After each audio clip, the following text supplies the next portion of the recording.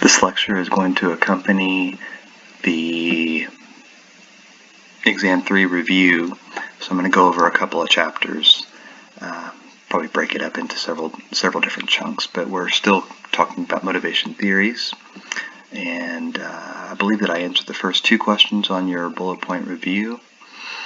We defined motivation, we identified how motivation and emotion are linked together. We just finished talking about drive reduction theory, and I mentioned homeostasis and the apparent our body's desire to remain at physiological, and many people believe psychological homeostasis. We don't want to be too anxious, we don't want to be too relaxed, or we'll fall asleep. So we need some level of stimulation, but it needs to be an appropriate level of stimulation. So what about those who seek stimulation, who seem to almost go overboard in their desire to experience thrills? Take people who love roller coasters, people who get in shark cages. That seems to be a really high level of intense arousal. And so there's been a theory discussed called arousal theory, where people actively seek to increase levels of stimulation, pushing ourselves towards the high of achievement or fun.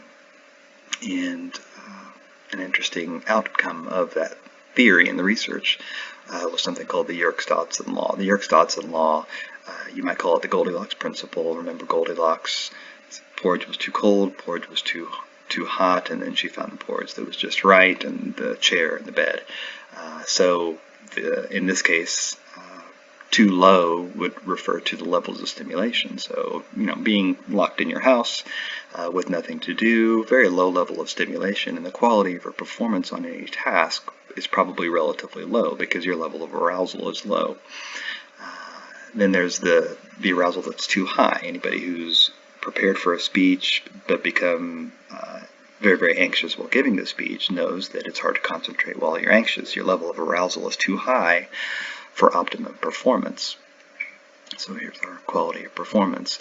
And so there's a mid-range. There's a level of optimum performance where your level of arousal isn't too low, but it also isn't too high. That's the optimum. So think of sports or athletes who are said to peak too early. That's saying that their level of arousal is well, if they've peaked, then their level of arousal is low. They know they're good, and maybe they slack off a little bit. There's a mid-range level of arousal that allows us to function at optimum performance. Let's talk about the forces which motivate us. Of course, there are things outside of us that motivate us. Grades, praise from others, status, money, all of those things that motivate us from without are called extrinsic rewards. Extrinsic, you might think external. Extrinsic rewards are those things that you get rewarded for doing, and those are motivating. I work hard to get good grades. I work hard to get ahead at my job, and so on and so forth. Another extrinsic motivator would be I don't want to go to jail, and so I'm motivated to avoid breaking the law to do good so that I don't receive punishment. Punishment is also a form of extrinsic motivation. Intrinsic motivation, on the other hand, would be those things that you do internally because you enjoy them. No one offers you a reward. No one has ever offered me a reward for game playing. In fact, sometimes it's resulted in negative feedback from those that love me. But I do it anyway. I do it because I love it. Reading for enjoyment. Going to school, auditing a course. That's an example. A person who goes and audits a course, pays a little bit less for the course just to take it without getting a grade for it. That's an example of an intrinsic, think internal, source of motivation. And intrinsic, extrinsic ideas fall under the category of cognitive and self-determination theories. Self-determination, we're in charge of what we do and the rewards that we seek. further along those lines, remember we talked about anybody can go to class for one day. Anybody can write the first page of the book that they eventually want to write, or they can be a good parent for one day. Motivation very often, though, fails us when we start a task and then we just drop off. What's happened there? What's gone wrong? Self-determination theory says that there are two main features which, you can read it right here, which govern the strength of motivation. The strength of motivation affects how long we're willing to persevere, how intense we are in our pursuit of the goal. And the two basic ideas here are the value of the overall goal that we have set before us and our expectation of our ability to achieve that goal. That's expectancy.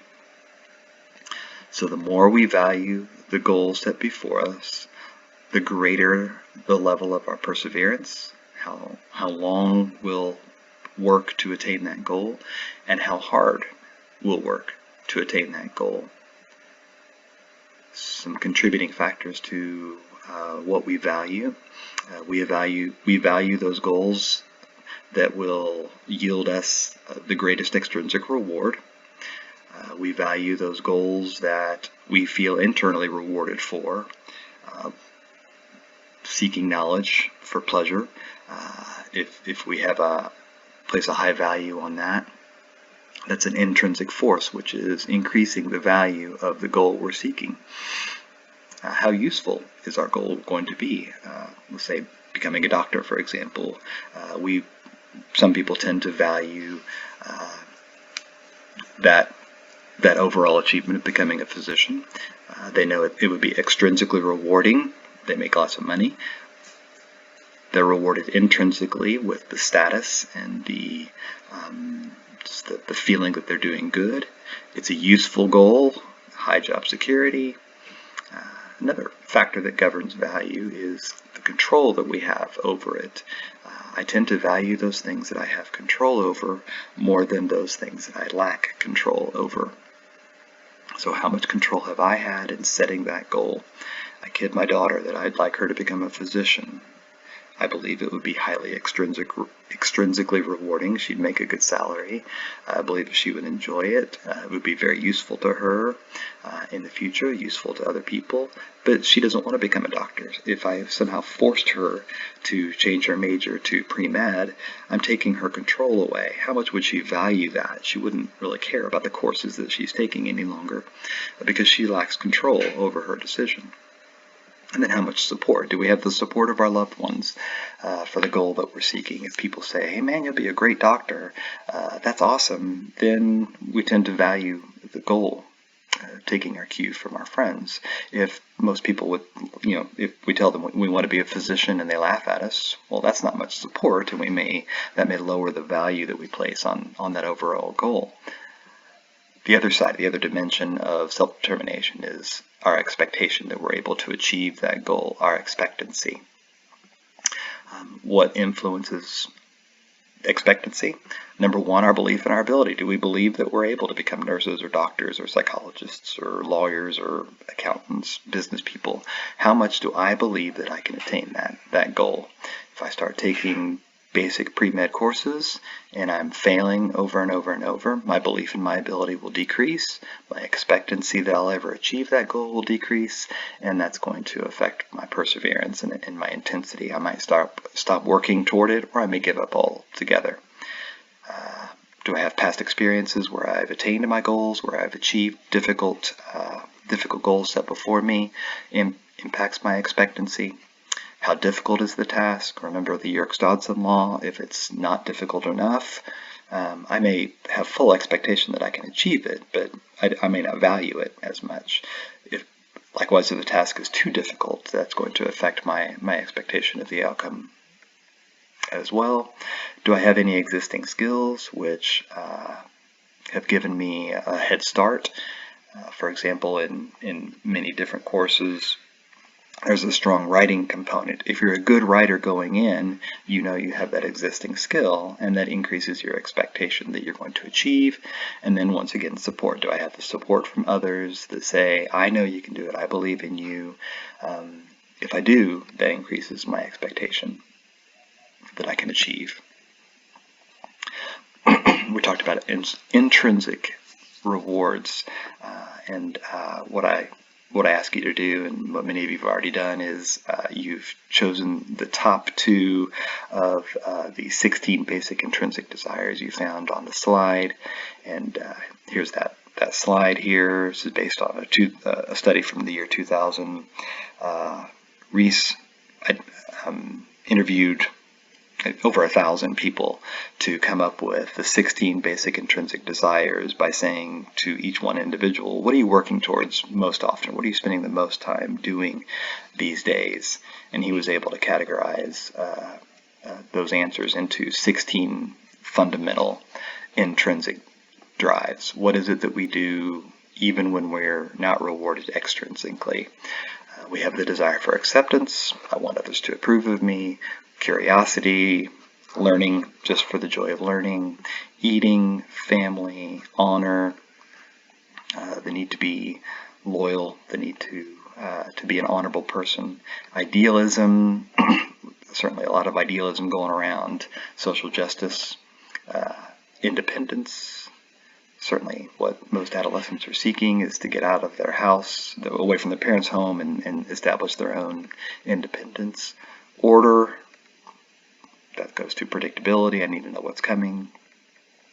Physical activity, power, romance, saving, social contact, status, desire for standing in the community and standing within my family, tranquility, and then vengeance, the need to strike back.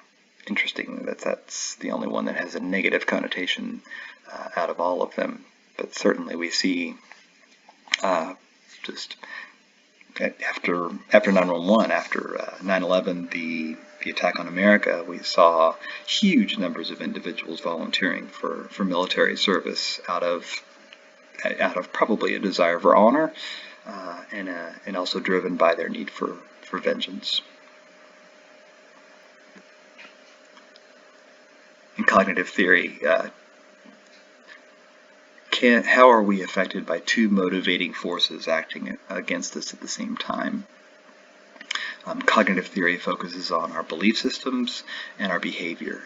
When my beliefs fall in line with my behavior, then I feel at peace and I'm able to to continue on. When I behave in a way that's opposite of my belief system, then I've got tension there. So if you strongly believe that cheating is wrong, but you cheat on a test, you're going to experience what we tend to call guilt.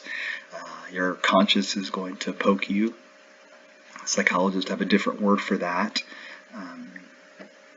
They call it cognitive dissonance. When there's an internal tension between my beliefs and my behavior, I experience what's called cognitive dissonance. And you can think of this feeling as the fingernails on the chalkboard sensation inside. Cognitive dissonance must be relieved in some way, shape, or form. The easiest way to relieve cognitive dissonance is to stop doing what you're doing.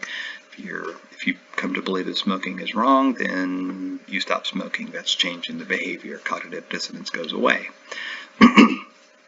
You could also, alternatively, as you experience greater and greater cognitive dissonance, if you don't want to get rid of the behavior, you still want to smoke, then you just change your belief. Well, I don't believe all the research that says smoking causes cancer.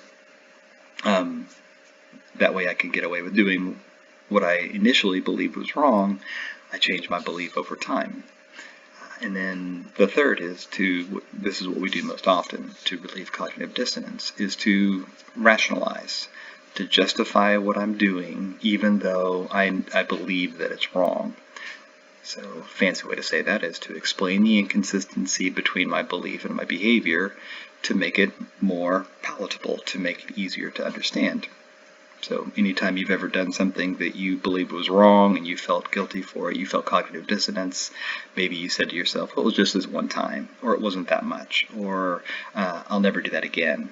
And thus your cognitive dissonance decreased because you kind of justified or rationalized that one time that you did something wrong. The only problem with using rationalization rather than letting my belief system rule and guide my behavior is something called the rationalization trap. The rationalization trap imagines that there's a moral, that morality exists on a continuum with, at one end of the continuum, perfect moral behavior, always following my beliefs and doing what's right.